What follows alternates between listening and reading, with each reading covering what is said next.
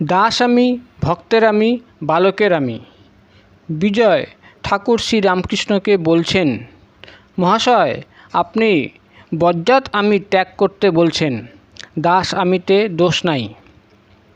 ঠাকুর শ্রী রামকৃষ্ণ বললেন, হ্যাঁ, দাস আমি, অর্থাৎ আমি ঈশ্বরের দাস, আমি তার ভক্ত, এই অভিমান, এতে দোষ নাই, বরং এতে ঈশ্বর লাভ হয়।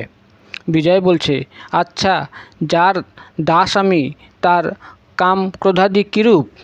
ঠাকুর শ্রী রামকৃষ্ণ বলছেন, ঠিক ভাব যদি হয় তাহলে কাম ক্রোধের কেবল আকার থাকে মাত্র। যদি ঈশ্বর লাভের পর দাস আমি বা ভক্তের আমি থাকে, সে ব্যক্তি কারো অনিষ্ট করতে পারে না। পরশমণি ছোঁয়ার পর তরবারি সোনা হয়ে যায়, তরবারির আকার থাকে কিন্তু কারো হিংসা করে না। নারকেল গাছের বেল্ল শুকিয়ে ঝরে পড়ে গেল, কেবল দাগ মাত্র থাকে। সেই দাগে এইটি টের পাওয়া যায় যে এককালে ওইখানে নারকেলের বেল্ল ছিল। সেই রকম যার ঈশ্বর লাভ হয়েছে তার অহংকারের দাগ মাত্র থাকে, কাম ক্রোধের আকার মাত্র থাকে। বালকের অবস্থা হয়, বালকের যেমন সত্ত্ব রজ তমগুণের মধ্যে কোনো গুণের আঁট নাই। বালকের কোনো জিনিসের উপর টান করতেও যতক্ষণ, তাকে ছাড়তেও ততক্ষণ। একখানা 5 টাকার কাপড় তুমি 8 পয়সার পুতুল দিয়ে ভুলিয়ে নিতে পারো, কিন্তু প্রথমে খুব আট করে বলবে, এখন না, আমি দেব না, আমার বাবা কিনে দিয়েছে।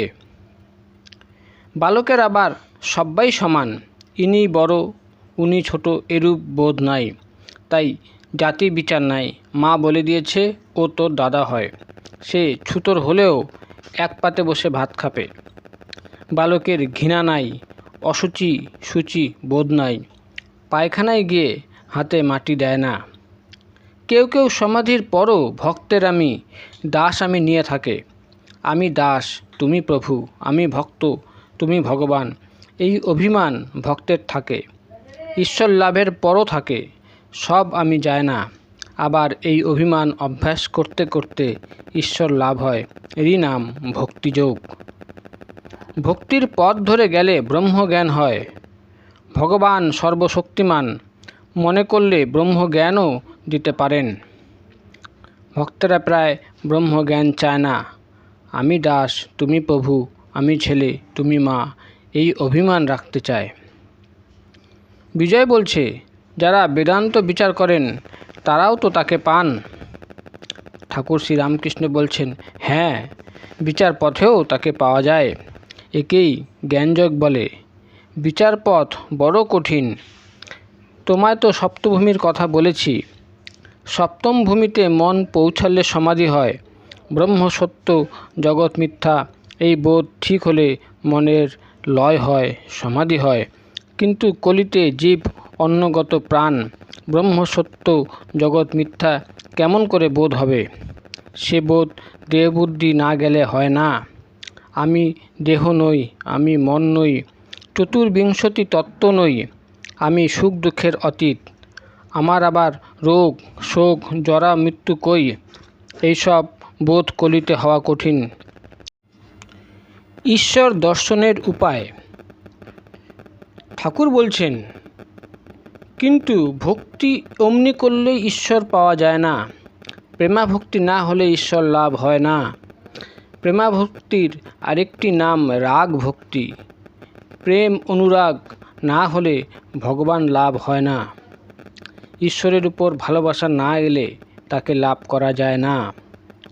আরেক রকম ভক্তি আছে, তার নাম বৈধী ভক্তি। এত জপ করতে হবে, উপোস করতে হবে, তীর্থে যেতে হবে, এত উপচারে পূজা করতে হবে, এতগুলো বলিদান দিতে হবে, এসব বৈধী ভক্তি। এসব অনেক করতে করতে ক্রমে রাগ ভক্তি বা প্রেম ভক্তি আসে। কিন্তু প্রেম ভক্তি যতক্ষণ না হবে ততক্ষণ ঈশ্বর লাভ হবে না। তার উপর ভালোবাসা চাই।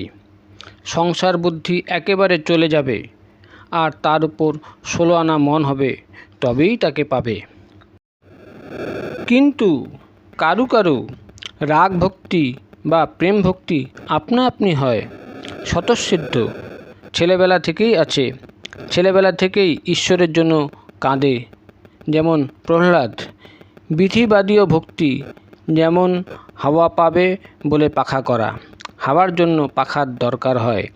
ঈশ্বরের উপর ভালোবাসা আসবে বলে জপ তপ উপবাস। কিন্তু যদি দক্ষিণে হাওয়া আপনি বয়, পাখাখানা লোকে ফেলে দেয়। ঈশ্বরের উপর অনুরাগ প্রেম আপনি এলে জপাদি কর্ম ত্যাগ হয়ে যায়। হরিপ্রেমে মাতোয়ারা হলে বৈদিক কর্ম কে করবে? যতক্ষণ না তার উপর ভালোবাসা জন্মায় ততক্ষণ ভক্তি, কাঁচা ভক্তি। তার উপর ভালোবাসা এলে তখন সেই ভক্তির নাম পাকা ভক্তি। যার কাঁচা ভক্তি সে ঈশ্বরের কথা উপদেশ ধারণা করতে পারে না, পাকা ভক্তি হলে ধারণা করতে পারে। ফটোগ্রাফের কাছে যদি কালি মাখানো থাকে তাহলে যা ছবি পড়ে তা রয়ে যায়, কিন্তু শুধু কাচের উপর হাজার ছবি পড়ুক একটাও থাকে না। একটু সরে গেলেই যেমন কাঁচ তেমন কাজ। ঈশ্বরের উপর ভালোবাসা না থাকলে উপদেশ ধারণা হয় না।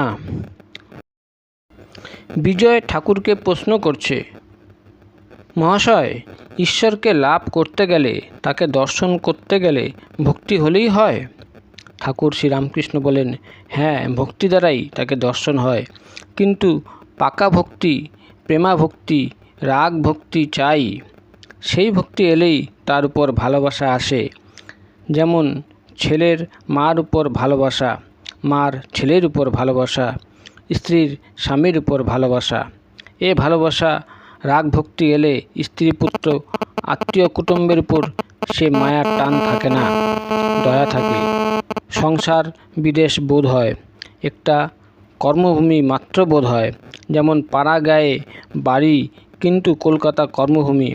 কলকাতায় বাসা করে থাকতে হয় কর্মার জন্য।